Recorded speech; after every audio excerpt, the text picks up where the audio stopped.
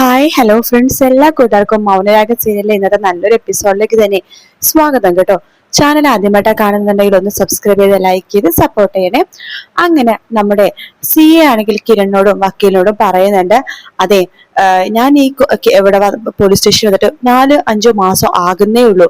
പക്ഷെ എന്റെ ജീവിതത്തിൽ ഇതുവരെ നടക്കാത്തതും കേൾക്കാത്തതുള്ള കാര്യങ്ങളാണ് ഈ സ്റ്റേഷനിൽ വന്നിട്ട് ഞാൻ കേട്ടതും കണ്ടതും എല്ലാം തന്നെ എന്ന് പറയുമ്പോഴേക്കും കിരൺ പറയണ്ടേ, സാറിനറിയാലോ, ഞാൻ കുറെ കാര്യങ്ങളൊക്കെ സാറിനോട് പറഞ്ഞിട്ടില്ലേ, പറയാത്തായിട്ടുള്ള ഇനി ഒരുപാട് കാര്യങ്ങളുണ്ട് കല്യാണിന്റെ ജീവിതത്തിൽ വന്നതുൾപ്പെടെ. എടോ, എനിക്ക് ഏറെ കുറെ കാര്യങ്ങളൊക്കെ അറിയാടോ.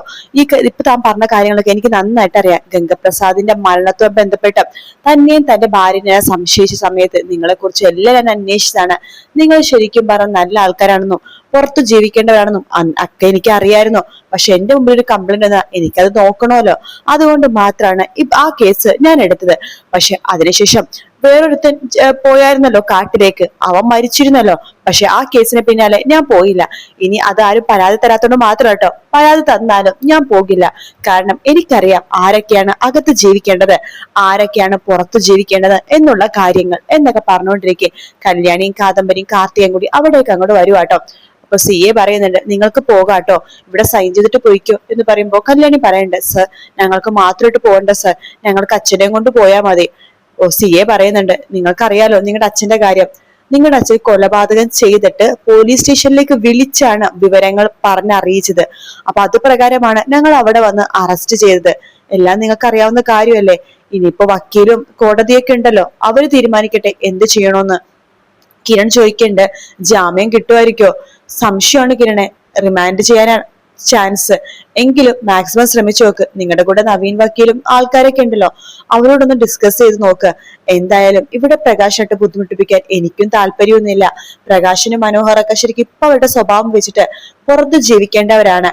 സർ, എന്റെ അച്ഛൻ ഒരു പാവമാണ് എന്ന് കല്യാണി പറയുമ്പോ സി എ പറയണ്ട്, ശരിയായിരിക്കും, കല്യാണിന്റെ അച്ഛൻ പാവം തന്നെയാണ്. പക്ഷെ അയാൾക്ക് മുമ്പൊരു പാസ്റ്റ് ഉണ്ടായിരുന്നു. ആ പാസ്റ്റിൽ അയാളെ വളർത്തി വഷളാക്കിയ മകനാണ് വിക്രം. അങ്ങനെയാണ് അവൻ ഉണ്ടായത്. അവനെ സൃഷ്ടിച്ചതും ഈ പ്രകാശ് എന്ന് പറഞ്ഞ ആള് തന്നെയാണ്. അതുകൊണ്ട് നമുക്ക് എന്താച്ചാ നോക്കാം കല്യാണി, നിങ്ങളിപ്പോ വീട്ടിലേക്ക് പോ എന്ന് പറയാണ്. കിരൺ സി എടുത്ത് പറയണ്ട്, സർ ഞാനൊന്ന് അച്ഛനെ കണ്ടിട്ട് വന്നോട്ടെ. അതിനെന്താ, പോയി കണ്ടിട്ട് വാ എന്ന് പറഞ്ഞിട്ട് പറയാണ്. അങ്ങനെ കിരൺ പ്രകാശിനെ കാണാൻ വേണ്ടി അങ്ങനെ അകത്തേക്ക് കയറുന്നുണ്ട്. കല്യാണി കാർത്തികയും കാദംബരിയും കൂടി പുറത്തേക്ക് ഇറങ്ങാണ്. കാർത്തിക എടുത്ത് കല്യാണി ചോദിക്കേണ്ട, ചേച്ചി അച്ഛന പരോള് ഇങ്ങനെ ജയിലിൽ നിന്ന് പുറത്തിറങ്ങാൻ പറ്റൂ ചേച്ചി, ജാമ്യം കിട്ടുമായിരിക്കോ എന്ന് പറയുമ്പോ കാർത്തിക പറയണ്ടേ, എനിക്കറിയില്ല മോളെ, സംശയമാണ്. കാരണം ഇവിടെ നമ്മുടെ അച്ഛൻ കൊലക്കുറ്റം തനിയെ ഏറ്റതാണ്. അതുകൊണ്ട് എന്താകുമെന്ന് എനിക്കറിയില്ല മോളെ. പിന്നെ നവീൻ വക്കീലൊക്കെ ഉണ്ടല്ലോ, നവീൻ വക്കീലിന്റെ മുത്തശ്ശൻ നരസിംഹം സാറും ഉണ്ട്, അവരെന്തെങ്കിലും ചെയ്യുമെന്ന് നമുക്ക് നോക്കാം എന്ന് പറയുന്നോണ്ടിരിക്കെ തന്നെ കിരൺ അങ്ങോട്ടേക്ക് വരുവാണ്. കിരണേട്ടാ, അച്ഛൻ എന്ത് പറഞ്ഞു? നിന്റെ അച്ഛന ഒരു വിഷമമില്ല കല്യാണി, അകത്ത് കിടക്കണേല് സന്തോഷം മാത്രമേ ഉള്ളൂ. നിന്നെ രക്ഷപ്പെടുത്തിയല്ലോ എന്നുള്ള സന്തോഷം. കിരണേട്ടാ, അച്ഛന് ജാമ്യം കിട്ടുമായിരിക്കോ? വക്കീല് എങ്ങനെയാ കാര്യങ്ങളൊക്കെ എന്ന് ചോദിക്കുമ്പോ വക്കീല് പറയണ്ട്, ജാമ്യം കിട്ടാൻ 99% ചാൻസ് കുറവാണ്, റിമാൻഡ് ചെയ്യേണ്ട ചാൻസ്. പക്ഷേ അധികം ശിക്ഷയൊന്നും കൊടുക്കാതെ മാസങ്ങൾക്കുള്ളിൽ തന്നെ പുറത്തിറക്കാനുള്ള കാര്യങ്ങളൊക്കെ നമുക്ക് ചെയ്യാം. പിന്നെ നിങ്ങളുടെ അച്ഛന്റെ ഇപ്പോഴത്തെ മാനസികാവസ്ഥ വെച്ചിട്ട് അച്ഛൻ കുറ്റം കോടതിയിൽ പോയിട്ട് സമ്മതിക്കുന്ന എനിക്ക് തോന്നണത്. കോടതിയിൽ മൊഴിയൊക്കെ മാറ്റി പറയുകയാണെങ്കിൽ എന്തെങ്കിലുമൊക്കെ ചെയ്യാൻ പറ്റുമോ നോക്കാം. എന്തായാലും മക്കളൊരു കാര്യം ചെയ്യും, ഇപ്പൊ വീട്ടിലേക്ക് പോ, നമുക്ക് ആലോചിക്കാം. നാളെയല്ലേ കോടതിയിൽ ഹാജരാക്കണത്, അപ്പൊ നമുക്ക് എന്താ വെച്ചാൽ ആലോചിക്കാം എന്ന് പറയാണ്. അങ്ങനെ കിരൺ കല്യാണിനെ കാർത്തികിനെ കാദംബരിനെ കൂട്ടിക്കൊണ്ട് വീട്ടിലേക്ക് പോവാട്ടോ. അവര് വീട്ടിലേക്ക് പോണ സമയത്ത് അവിടെ നമ്മുടെ മുത്തശ്ശി ഉണ്ട് കേട്ടോ, അമ്മൂമ്മ ഉണ്ട് കേട്ടോ. അപ്പൊ അമ്മൂമ്മ കല്യാണിനെ കാർത്തികയെ കണ്ടിട്ട് പൊട്ടിക്കരയാണ്. അവരോട് പറയണ്ടേ, എന്നോട് അവനൊന്നും പറഞ്ഞില്ല മക്കളെ, ഞാനിപ്പോ അവിടെ പോയിട്ട് മോർച്ചറി പോയിട്ട് വിക്രത്തിന്റെ ശവശരീരം കണ്ടിട്ടാണ് ഞാൻ വരുന്നത്. വളർത്തി വലുതാക്കിയ മകൻ അങ്ങനെ കുടുംബത്തിൽ ഓരോരോ ആൺതരിയാണ്. അവന്റെ അവസ്ഥ കണ്ടില്ലേ, അവനെ വളർത്തി വഷളാക്കിയത് ഞാനും പ്രകാശനും തന്നെയാണ്. അതുകൊണ്ട് ഞങ്ങൾക്ക് എന്ത് ശിക്ഷ കിട്ടിയാലും അതൊന്നും അധികം ആവില്ല മക്കളെ എന്ന് പറയാണ്. അപ്പൊ കല്യാണി പറയണ്ട, അച്ഛനെ പുറത്തു ഇരിക്കേണ്ടതല്ലേ, അച്ഛൻ ഇപ്പൊ ഞങ്ങളെ സ്നേഹിച്ച് ഇവിടെ നിൽക്കണതല്ലേ. മക്കളെ, നിങ്ങൾ പറഞ്ഞ ശരിയാണ്, പക്ഷെ അവന്റെ ജീവിതത്തിൽ നല്ലൊരു സമയം ഉണ്ടായിരുന്നു. ആ സമയത്ത് മുഴുവൻ വിക്രത്തിനെ നോക്കി വളർത്തി വഷളാക്കി. ഞാനും അങ്ങനെ തന്നെയാ. എന്നിട്ട് ഇപ്പൊ നന്നായ സമയത്ത് 1-2 വർഷം പോലും ആയിട്ടില്ല നിങ്ങളെ സ്നേഹിക്കാൻ തുടങ്ങിയിട്ട്. അതിന്റെ ഒരു വിഷമമുണ്ട്, നിങ്ങളെ സ്നേഹിച്ച് അധികം ആയില്ലല്ലോ. അതിനു മുമ്പേ അവൻ ഇങ്ങനത്തെ ഒരു അവസ്ഥ വന്നല്ലോ, അവനെ കോടതിയിൽ നിന്ന് പുറത്തെടുക്കാൻ പറ്റുമോനെ എന്ന് കിരണിനോട് അമ്മമ്മ ചോദിക്കുമ്പോ കിരൺ പറയണ്ട, നമുക്ക് നോക്കാം അമ്മേ. പിന്നെ കല്യാണിന്റെ അച്ഛൻ ചെയ്ത ബുദ്ധിമോശം എന്താന്ന് വെച്ചാൽ അത് പോലീസ് സ്റ്റേഷനിൽ പോയി വിവരം അറിയിച്ചതാണ്. പോലീസ് സ്റ്റേഷനിൽ വിവരം അറിയിക്കുന്നതിന് മുമ്പ് എന്നോട് എന്തെങ്കിലും പറയുകയാണെങ്കിൽ ഞാനും രതീഷും വേലുവും കൂടി ചേർന്നിട്ട് രാഹുലിനും അതുപോലെ തന്നെ സ്റ്റെഫിക്കൊക്കെ കൊടുത്ത ശിക്ഷ എന്താണോ അതേ ശിക്ഷ തന്നെ അവനെയും കൊടുക്കുമായിരുന്നു. പക്ഷെ ഇതിപ്പോ കാര്യങ്ങളൊക്കെ കൈവിട്ടുപോയി, നമുക്ക് നോക്കാം എന്ന് പറയാണ്. ആ സമയത്ത് അമ്മമ്മ കല്യാണി അമ്മമ്മയോട് ചോദിക്കണം, അമ്മമ്മേ അമ്മമ്മക്ക് ഇനി ഇവിടെ നിന്നൂടെ അമ്മമ്മേ, മാറി മാറി സായനത്തിൽ നിൽക്കേണ്ട ആവശ്യമുണ്ടോ?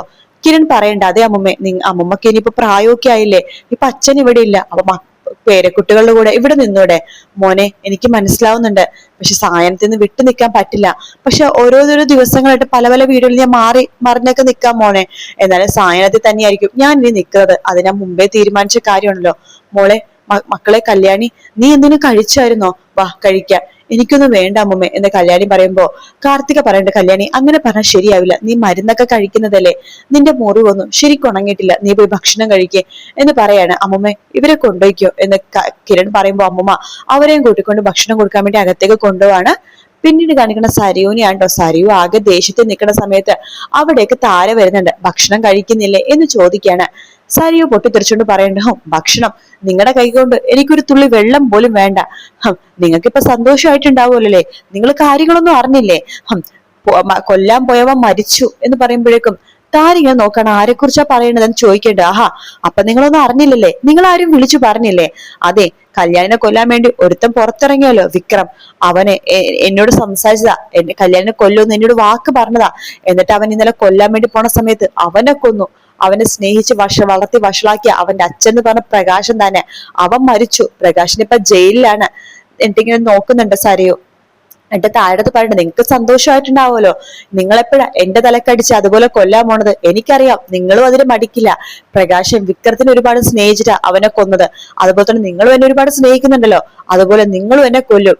കാരണം നിങ്ങൾ കല്യാണിന് അപ്പ വിവരങ്ങളൊക്കെ മെസ്സേജ് വഴി അയക്കുന്നുണ്ടല്ലോ, എന്റെ കാര്യങ്ങളൊക്കെ പ്ലാനുകളൊക്കെ നിങ്ങൾ അറിയിക്കുന്നുണ്ടല്ലോ. നിങ്ങൾ എന്തിനാ എന്നെ സ്നേഹിക്കാൻ വേണ്ടി ഇങ്ങോട്ടേക്ക് വന്നത്? മര്യാദയ്ക്ക് ആ ഷാരി തന്നെയാണ് എന്റെ അമ്മ എന്ന് വിശ്വസിച്ച് ഞാൻ അവരുടെ കൂടെ പറ്റിപ്പിടിച്ച് ജീവിക്കുമായിരുന്നല്ലോ. നിങ്ങൾ എന്തിനാ എന്റെ ജീവിതത്തിലേക്ക് വന്നത്? ഞാനിപ്പോ മുമ്പ് നിങ്ങളെ ഒരുപാട് വെറുത്തിരുന്നു, പിന്നെ നിങ്ങളെ സ്നേഹിക്കാൻ തുടങ്ങി, ഇപ്പൊ ഞാൻ നിങ്ങളെ വീണ്ടും വെറുക്കുവാണ്. നിങ്ങളെ ഉണ്ടാക്കുന്ന ഒരു സാധനം എനിക്ക് വേണ്ട, പച്ചവെള്ളം പോലും വേണ്ട.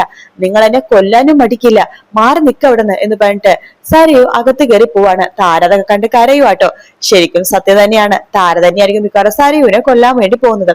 പിന്നീട് കാണിക്കുന്നത് നമ്മുടെ കിരണിനെ അതുപോലെ തന്നെ കല്യാണിനെയൊക്കെ ആട്ടോ.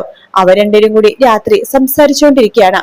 ആ സമയത്ത് കല്യാണി അടുത്ത് കിരൺ ചോദിക്കുന്നുണ്ട്. അതിനു മുമ്പ് വേറൊരു സീൻ കേട്ടോ.